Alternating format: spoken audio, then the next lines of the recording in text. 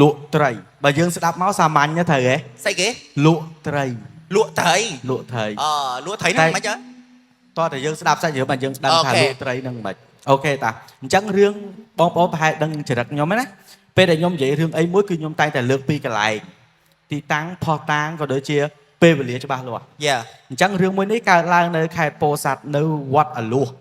នៅគេហៅកកោពោធិ៍សាត់យ៉ារឿងនេះនៅក្នុងឆ្នាំ2011 12យើងហ្នឹងយ៉ាអូខេកុំឲ្យបងប្អូនទាំងអស់គ្នាខាត់ពេលវេលាតា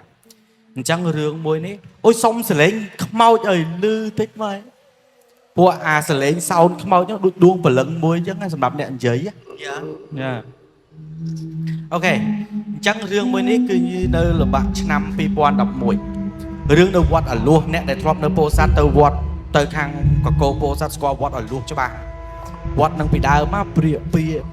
ប្រែទៅជន់ផ្អៀងវត្តនឹងហ្មងគេហៅវត្តអលួស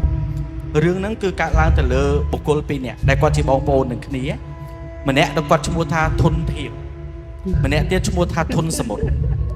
ពួកគាត់ហ្នឹងគឺជាអ្នកដែលទៅរោត្រីជុំបីអារបៀបយើងនៅស្រុកសេដ្ឋការយើងមិនទៅអារបៀបទៅរត់ត្រីទៅចាប់ត្រីឆ្លុះកែបយប់ឡើងហ៎យ៉ាហ្នឹងហើយគាត់ហ្នឹងគឺរបៀបទៅរោបែបអញ្ចឹងយប់ឡើងណាថ្ងៃមួយហ្នឹងគាត់ទៅខាងក្រោយវត្តអលួសហ្នឹងក្រោយវត្តអលួសហ្នឹងវាមានបឹងមួយគេហៅបឹងកពើបឹងហ្នឹងអ្នកខ្លះហៅថាបឹងប្រសង់បឹងហ្នឹងតែឥឡូវយើងលុបបាត់ហើយតែបឹងហ្នឹងពីមុនវាតពីកតុយក្រោយវត្តអលួសហ្នឹងទៅដល់ចុងភូមិចាមយ៉ាបឹងនឹងធំហ្មងបឹងអលួសហ្នឹង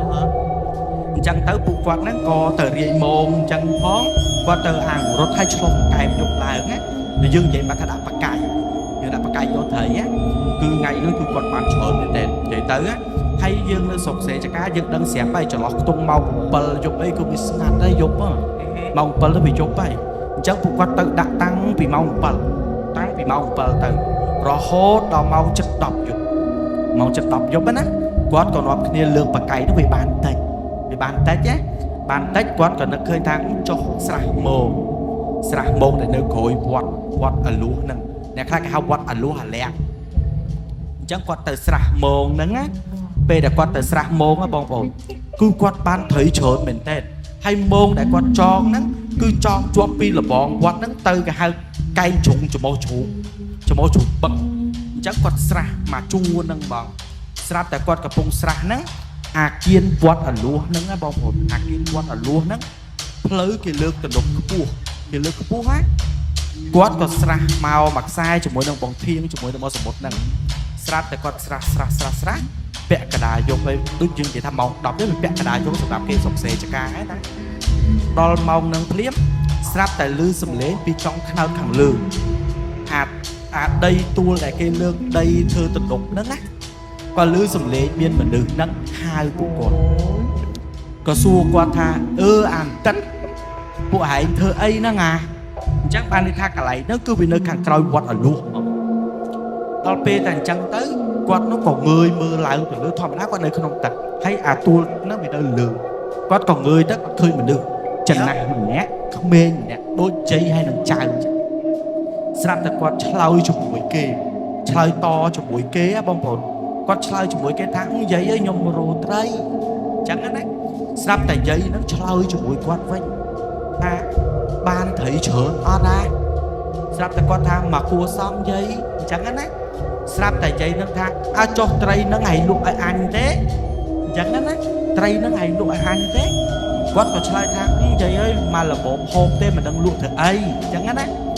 ទៅអញឲ្យហែងទៅកាល់លបាក់នោះលុយច្រើនដែរ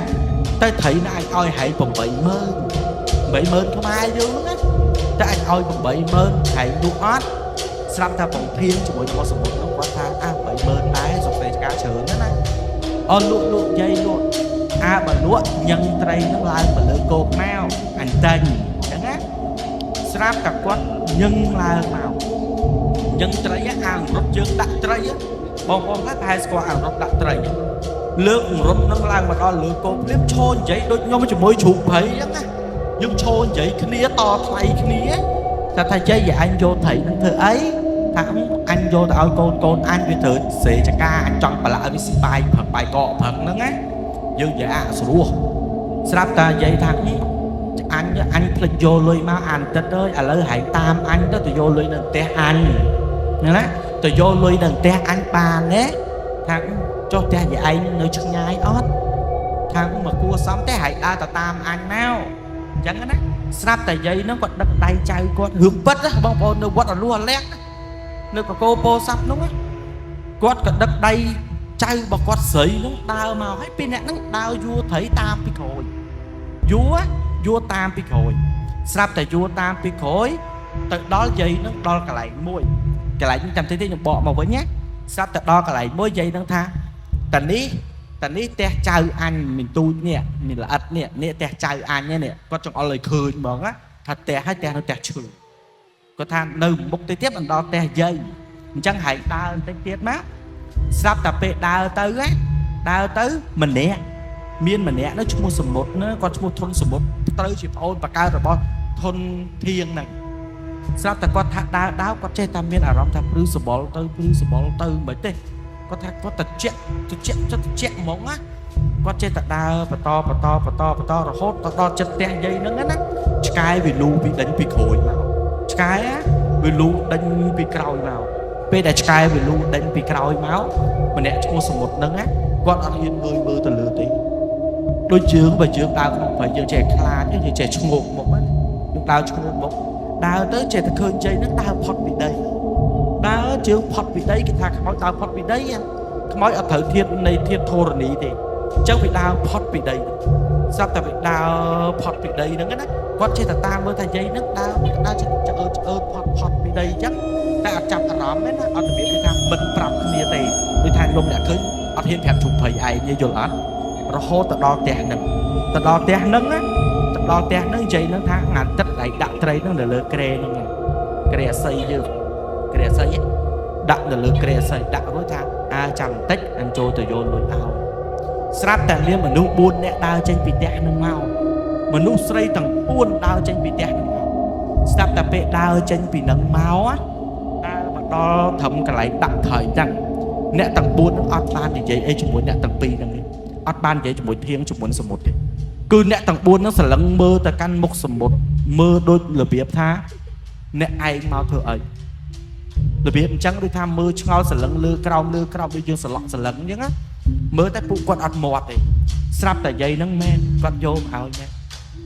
quạt vô mà áo men lùi nó cũng bảy bên lùi mai dương cái ta mà mơ nứng á cứ bầm bẫy sờ lật bất mệt vô mà ao quạt hay dây nó còn có đám thá pe đã đau tôi với những con mưa mà cào dây nó có đám á tha bà đau mà quên nhá hãy con mưa mà cào hãy đau tỏi pot sài nó tới cái hao sài bồn cái sài bồn á đau tỏi pot sài bồn tới pot con mưa cào chẳng á copy nè quạt nó khơi tạc bàn lôi hơi quạt coi chỉ điệp lia dây ôi dây chỉ điệp lia từ vịnh ấy đó có quạt nó đau vào mình bê để quạt đau vào với nhá bạch chẹt plơi để quạt đau từ bạch chỉ plơi để dương anh vậy ta chỉ plơi phô plơi cái bò tê cô tai bê để quạt đau thì vẫn còn nơi tại chỉ plơi bò tê cô chẳng tai ở với đai trồng lại liếc ba dọc máu cù pin plơi được mà plơi để quạt đau máu nước xuất tại liếc ba này đó đi thuộc squad liếc để hai sọp với từ liếc mà plơi nó liếc rồi hô từ đó bưng nâng vậy từ đó bưng nâng vào chia bị sai cứ từ đó cả lái đầy dây nó nơi chăm xua tình trai liếc nó á quát từ đó cả lại là con luôn thầy ao dây nữa á từ đó đó sắp từ quát từ đó cả lại nó phụ quát con dây cái nia ta à và lấy cùng bảy lớn thầy buồn mớt anh buồn mờ chẳng á thầy đọ mà đẹp mớn tôi phải mài nhá hãy mến anh mến pi mến này má đọc này mến tiết ở chứ nó mình bán pi mờ hay còn ấy trong khăn trắng á có thể chơi clear đặt có thể chế chứ để chơi pot tập pi thể chế chạy lưỡi kia hào vậy chạy thấy còn nó khơi ta dồn rốt dồn bốn xa môn lại mà lừa cho từ xa môn được không tật cho từ xa môn được không tật spot nhung chỉ smart phone này tao thấy công sờ mày ở rộng mùi nắng á bê đã quạt cho từ xa môn nâng bấc á đôi kia cục đụng thơm mò bị lửa trang màu bình trắng á thôi mà đã lấy dương từ ọc nên được không tắt mà kia cục đụng thơm mò mà giờ mình cái lệ mơ thở ghé cục đụng thơm mò cho tắt biếng cho không tắt á bụng quát cái lệ mơ từ lửa អ្វីដែលខ្ញុំបញ្ជាក់គ្រប់គ្នាមិញកន្លែងដែលគាត់សាមងគឺពីកន្លែងកាច់ជ្រុងលបងវត្តអាលួសមកដល់ខាងច្រមុះជ្រូកអញ្ចឹងពេលដែលគាត់ចូលទៅស្រាវទឹកកន្លែងហ្នឹងណាស្រាប់តែមានគេគប់ដុំថ្មមកហើយពួកគាត់ក៏លេចមើលទៅលើអ្នកទាំងអស់ហ្នឹងគាត់ឃើញអីហ៎ឃើញព្រះសង្ឃអត់មានក្បាលទេណាគង់នៅលើលបងវត្តចំនួន6អង្គព្រះសង្ឃអត់មានប្រកេះគឺដាច់ក្បាលទាំងអស់គឺនៅលើលបងវត្តហ្នឹងបងហើយមានព្រះសង្ឃខ្លះឈរព្រះសង្ឃខ្លះអង្គុយព្រះសង្ឃខ្លះទៅសដោកបបហោះលោកបបាទលោកចុះក្រោមតែអ្វីដែលគាត់ឃើញវាមិនមែនជាអារម្មណ៍ដែលយើងនិយាយថាវាឃើញស្រស់នឹងភ្នែកទេមនុស្សយើងបើសិនជាឃើញខ្មោចស្រស់នឹងភ្នែកពេកអាចឈួតអាចជ្រុងសក់តែអ្វីដែលគាត់ឃើញវាមិនមែនជាអ្វីដែលគាត់ឃើញស្រស់ពេកទេតែគាត់គិតថាគឺជាព្រះសង្ឃច្បាស់ជាព្រះសង្ឃពួកគាត់ធម្មតាអ្នកនៅព្រៃអ្នកនៅស្រុកស្រែចកាទោះខ្លាចខ្មោចវាឆ្អិននៅសម្រាប់ឲ្យលោកវាឆ្អែតគាត់ក៏ប្រាប់ទៅកាន់បងធៀងថាអាធៀងកុំមើលទៅវត្តវើយសារតមងឡើងឲ្យផុតឡើងទៅលើគោកសិនទៅចាំដល់ផ្ទះចាំចៃគ្នាអញ្ចឹងហែងក៏ងាកមើលទៅលបងវត្តណាបងធៀងក៏គាត់ថាអត់អីអញអត់មើលអញក៏ដឹងដែរអញអត់ហ៊ានមើលទេអញ្ចឹងណាអញអត់ហ៊ានមើលទេខ្មោចដែលវាត្រូវលោអ្នកទាំងអស់នេះខ្មោចដែលត្រូវលោវាមិនមែនដូចយើងបន្លាចគ្នាទេណាពួកគាត់ក៏សាមងទាំងអស់នឹងឡើងទៅលើពិតមែនពេលដែលគាត់សាមងឡើងទៅលើគាត់ក៏នាំគ្នាដើរធម្មតារឿងអីដែលខ្លួនឯងមិនស្គាល់ផ្លូវទៅផ្ទះវិញត្រូវទេដូចយើងមកពីផ្ទះរឿងអីខ្ញុំមិនស្គាល់ផ្លូវទៅផ្ទះខ្ញុំវិញយើងស្គាល់ច្បាស់ត្រូវអត់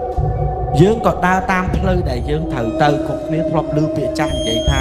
ខ្មោចលោកធ្វើឲ្យវែងផ្លូវវិញធ្លាប់ទេតែបងប្អូនធ្លាប់ឮ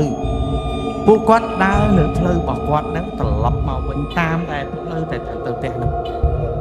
រឿងអីដែលគាត់ដើរចុះដើរឡើងដើរចុះដើរឡើងមកដល់មុខខ្លោងទ្វារលបងវត្តខ្លោងទ្វារលបងវត្តអាលួសគាត់ដើរឡើងមកកវឹងជុំហ្នឹងមកដល់វិញត្រឹមមុខខ្លោងវត្តហ្នឹងមកចាំតិចខ្ញុំប្រាប់ដល់អស់នេះថាវត្តហ្នឹងមិនវត្តហ្នឹងពីដើមមកខ្មោចលោសិនហែសពម៉ោង12យប់នឹងហែសពម៉ោង12យប់តិចច្រឡំដើរចូលក្នុងក្បួនហែសពហ្នឹងដើរចូលមិនមែនទៅនៅក្រោយមួយឆាទេទៅនៅក្រោយហ្នឹងហ្មងពេលខ្លះវាសែងយកទៅដាក់ក្រោយវត្តព្រោះអីនៅខាងក្រោយវត្តកាលដែលខ្ញុំធ្លាប់ឮល្បាក់នៅក្នុងឆ្នាំ1989កាលនោះចំណើតខ្ញុំកើតតែខ្ញុំឮចាស់គាត់និយាយឯងនៅខាងក្រោយវត្តអាលួសហ្នឹងមានចែកដីមួយគេហៅចែកដីកបុតក្បាលចែកដីនោះគឺចែកដីដែលគេដាក់តម្កល់សពខ្មោចគ្រូម្នាក់ខ្មោចគ្រូហ្នឹងផ្ទះបាញ់ចែកដីនឹង7ដងអត់សាបហ្មងតានឹងអត់សាបទេគេហៅតាតឡោកហ្នឹងណាអញ្ចឹងប្រវត្តិកន្លែងនេះវាខ្លាំង